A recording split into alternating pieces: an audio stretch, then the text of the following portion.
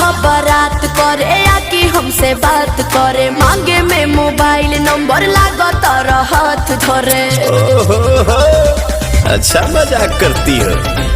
गोरी फूला झाड़ी बारू पापा के पारी बारू, अलगलू पसारे तू तो